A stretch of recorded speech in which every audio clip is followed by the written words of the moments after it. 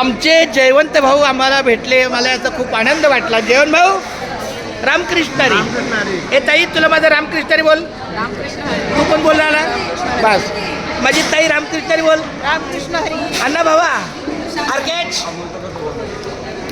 त्याला रामकृष्ण हरी आर्केच अण्णा आर्केच वहिनी तुमच्या मुखातून नाही आले काय रामकृष्ण हरी. हां आणि त्याला आर्केच मला सांगा ना. आर्केच रामकृष्ण हरी शॉर्ट फॉर्म. तू आर्केच म्हणतो ते पण नाही बोलणार. मग आहे मग तुला माहिती आहे.